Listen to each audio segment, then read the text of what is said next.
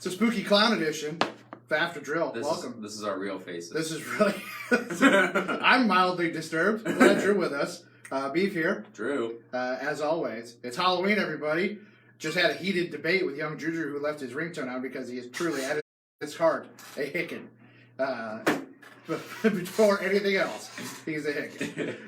Yeah, we just had this debate with Drew. He said he sides with Brent Martineau, who thinks at a certain age you got to do a cutoff on Halloween. I don't even think he put certain age. He just said Halloween is a stupid holiday. Yeah, I mean, Brent, I never really liked Brent to begin with. But this will be the final nail in the Beef Martineau friendship coffin, as clearly we cannot be friends, as I am a massive fan of Halloween, and I'm looking forward to it. I break out my annual traditional Peter Venkman costume T-shirt. It's done me great service now for 7 years running, and it will continue to. I don't know if I've gotten enough light on it at this point for it to glow. It does glow in the dark. The slime does glow. Yeah, I don't know. It doesn't do anything for me other than like the candy. I remember like when I was a kid, I'd go trick or treating some years, and some years I was just as content as like stay home and play Madden. Just like didn't care. These creepy clown filters, frankly, buddy. Oh yeah, they're legit. Scaring the hell out of me right now. They're legit. I'm not a big clown guy to begin with. And this is there's a new Snapchat filter where this is intense. I think is the when the clown goes in the sewer, is that it or what is that? Yes. Yeah. So yes. There's a new Snapchat. Pennywise. Yeah, there's a new Snapchat filter where basically you're Pennywise in the sewer. Your little Bitmoji is walking by. There's a hole, and then a balloon floats out. Yeah. And you look, and you're like, oh, what is that? And then your Bitmoji gets grabbed and pulled in there, and then a finger comes up and goes like this. And you go look over it, and it's just a clown looking up at you, and then it jumps at you kind of with this face and mauls you. Yes. And then you're dead. You die. I don't know if you've seen the movie, either the original or the new one, the remake. Both are very good. Mm-hmm. The original was a miniseries, actually. It wasn't like a theatrical release. It was a miniseries on ABC. Mm-hmm. And then they did the remake. But yeah, there's at the beginning of the movie, there's a little boy named Georgie. And Georgie goes out in the rain, and he's in a little rain suit, and he makes a little paper boat and floats it down. The water is trickling down by the curb near his house, and it goes down in the sewer drain, and he looks down in there, and there's a clown in there, and he's talking to him, and everything's cool. He said, oh, come here, Georgie. We all float down here, Georgie. And then he pulls Georgie's arm off, and then Georgie disappears. He pulled Georgie's arm off? He pulled Georgie's arm all the way off. It was gross. So is Georgie... I think he ate part of it. Did Georgie die? Georgie, didn't make it. Oh. Georgie didn't make it. Yeah, R.I.P. George. Yeah. Speaking of R.I.P., Dante Fowler, happy trails to you. Look, Dante Fowler was never terribly impressive here. He flared at times. He flashed at times. He had a tremendous impact in the AFC Championship game last year at 2 sacks on Tom Brady. Ultimately, a disappointment as the number 3 overall draft pick. And I got to imagine the Jaguars are happy to have gotten what they got for him in a walk year. They knew this was the end of the road for Dante Fowler when they didn't pick up his option. So to get a 3rd and a 5th, granted, they'll both be late picks. A late 3rd this year, a 5th next year. But still, now they would have got a compensatory pick when Fowler signed elsewhere. So I guess that sort of is negated by the late 3rd that they'll get from that only Rams. Works, isn't it, by about the amount of people who walk and don't? Isn't something? Yeah, I don't know. Just a lot of the analysis I read was that they it was a wash for the compensatory pick, and then they get the additional 5th. In the 5th, it's sort of a wash for the 5th. You traded for Carlos Hyde. So, ultimately, I don't know, how much did you get because you were going to get a compensatory pick for Fowler anyways, and you replaced your 5th that you traded for Carlos Hyde. So maybe, I don't know. But ultimately, though, Fowler didn't do a whole lot here in Jacksonville. He's going to, obviously, at least in the short term for the next 8 games, what on paper is certainly a better situation for him to flourish with the Rams, who are undefeated still at this point in the season. Certainly your favorite in the NFC and your favorite to win the Super Bowl title right now. So Fowler has a chance to go really, flash for LA and try and get himself paid in free agency. Meanwhile, the Jaguars are trying to pick up the pieces. Jalen Ramsey was a guest on CBS Sports Radio yesterday, and he talked about it and just said, they're not acting as though they're disappointed. They're looking at the second half of the season, and their goal is to try and run the table and get themselves back in the mix. In the words of Marco on the other end of the phone in the Taken films, good luck. Yeah, when I first, because I was trying to keep up with it all day.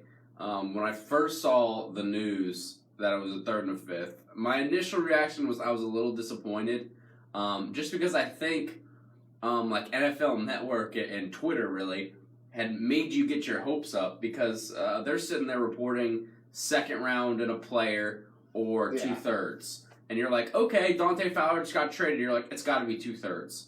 So then it's a third and a fifth. And you're like, oh, we got weak. And it was right before the deadline. And Bill Polian had come on and basically said, look, even though the deadline is 4, the real deadline is 3:30 because you got to make sure you get all the paperwork in and things like that. It was very close to 3:30. The deal broke. So my initial reaction was a little bit of disappointment, thinking, I really hope we didn't rush into this. As I stepped back and thought about it, you're not getting a better deal for Dante than a third and a fifth. I got into an argument with a Gator fan on Twitter yesterday trying to tell me he wasn't a mistake at 3rd overall pick. Yes, he was. Okay? This is a guy who really was drafted 4 years ago, played really for 2.5 years because he blew out whatever. Has done very little. And then wasn't even really playing this year. No, he's played about 30-some-odd% of the snaps. I mean, he was not playing a lot of snaps. I don't care whichever. He's like, oh, well, look at this. No, whichever way you want to twist it. There's no when way you to slice take it a up. guy 3rd overall, that's not what you get. Right. You don't get a guy who gives you some production sometimes. Had one okay year, really. Had a good game, like you said, in the AFC title game, and then kind of just, that's it. He's flashed. Yeah. He's flashed at times. He has showed you at times why the Jags thought it was a good idea. He's not been the consistent force that you would think taking an end at 3 overall. As we have a somewhat serious conversation, I have to remind myself not to look directly into my eyes with this clown thing. They're incredibly creepy. It's ironic you mentioned Bill Polian saying that the trade deadline really is more 3:30 than 4 because of the paperwork, as yesterday was the 1-year anniversary of the Faxgate in Cleveland. Sure. When the Browns were not able to get their ducks in a row get the paperwork completed to complete a trade where they would have sent a 2nd and a 3rd round pick to Cincinnati for A.J. McCarron. Sometimes the things that don't happen are the ones that work out for the best. I bet they're glad they didn't do that. Now, a lot of Cleveland guys think that Sashi Brown messed that one up on purpose. That he sort of submarined the GM there. And it was we like, thought this is a bad making idea. a panic move. It was like, this is a dumb trade. Yeah. And submarined it a little bit. Because I can't find the paperwork. Because, that... So, if that had gone through, the Browns were sending a 2nd and a 3rd to Cincinnati for A.J. McCarron, which means... So they taking the 2nd Chubb? That was the Chubb pick. So basically you'd have no Baker Mayfield, no Nick Chubb if you're Cleveland. And instead you'd have A.J. McCarron, and God only knows what. And they might still be winless. They might still have Baker because they might have still taken it Baker. Probably would have been like the AJ sucks. Right. They would have figured out pretty quick that AJ was not the guy. It wouldn't take long. Be like, oh no. That was a bad idea. We should have done that. The cloud face is making this makes your facial expressions really exaggerated. Oh yes. Ha ha ha. Sorry everybody. Had to do it. So it's... Is it giving us teeth, too? Like, it kind of looks like we're getting teeth. It's hard to tell. Oh, yeah. Those are definitely not your teeth right there. Yeah. Wow. What a display. Hello, Googans.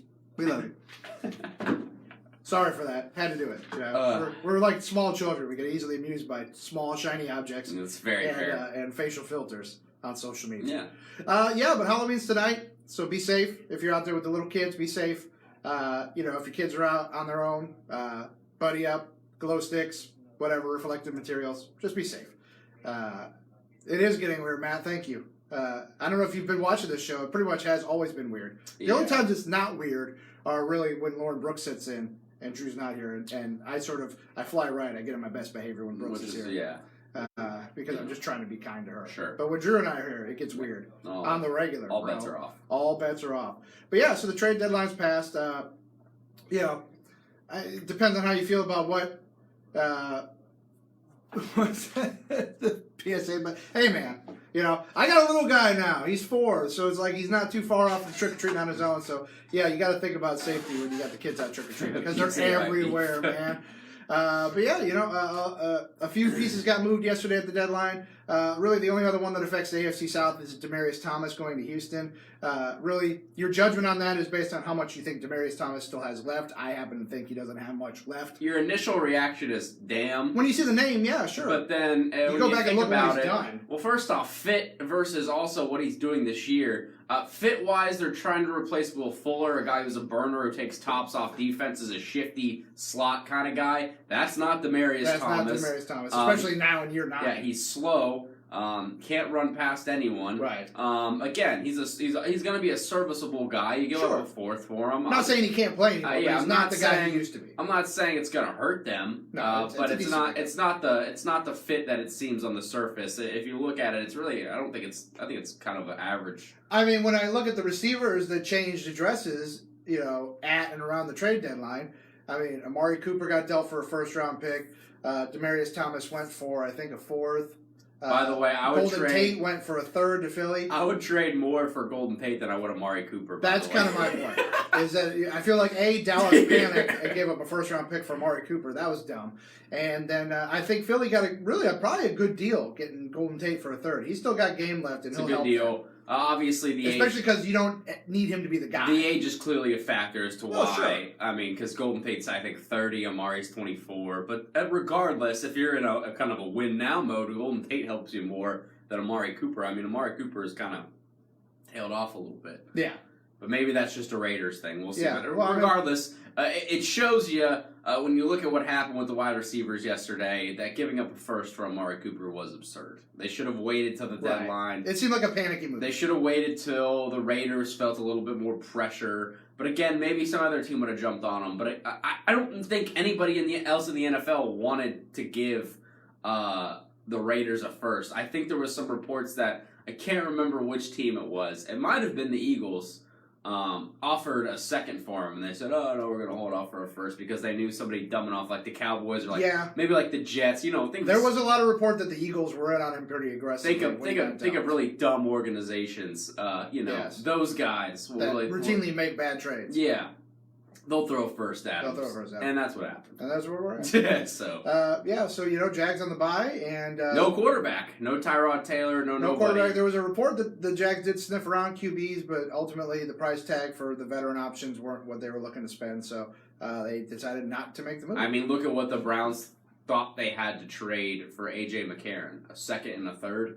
So think about any guy the Jags would have gone out and wanted to get. You're giving up probably at least a 2nd or something. You don't want to do that. Will Leonard and Hyde become the #1 rushing duo in the NFL? No. I mean, well, they both have to play for that to even be remotely possible. They won't. Until I see Leonard suit up and play an entire NFL game, I'm not going to believe Did you just watch Carlos Hyde this past weekend? I mean, I don't know what not saying that was really his fault, but he had 5 carries for 8 yards or whatever it was. I mean, it was very unimpressive, both the play calling and the performance. So no. It is what it is. No, they're not going to be the #1 rushing duo. But I think when they get enough mileage underneath their belt, if they both play, I think Hyde, Fournette, Yeldon is a pretty significantly high-quality running back group. It's a good group. If they're all healthy and playing at the same time, it's a good group. Definitely. But that's a big if right now. Yeah, I'd be shocked if Leonard played all 8 games. It's a big ask, coming off this hammy injury. You feel like there's going to need to be more time to rest it. But we'll see. I mean, we'll see if he suits up against Indianapolis and where it goes from there. They need him. If they're going to do what Jalen said and try and run the table and get back into the thick of things in the second half, it has to be with Leonard Fournette running the ball. If not, they're not going to do it. Isn't that nuts? If they did run the table, they'd just be 1 win better than they were a year ago. Right. God. They'd have to go 8-0 in the second half to be 11-5. It's crazy. But yeah. So I'm gonna go get ready to go trick or treat. Thankfully this filter does not apply in real life because it would scare the absolute hell out of my kid. I feel. Thankfully though, I'll just be my normal jovial self with the Ghostbusters shirt. Be on the lookout. It'll be me and Harry Potter and Wolverine traipsing around Clay County tonight. So be on the watch. What do you? And Drew will be going as Drew tonight because he thinks Halloween sucks. Yeah, so, I'm not missing up. So he's a bastard, and we hate him. Sorry. On that note, we're going to say goodbye, and we'll see you tomorrow with our regular faces for After Drill.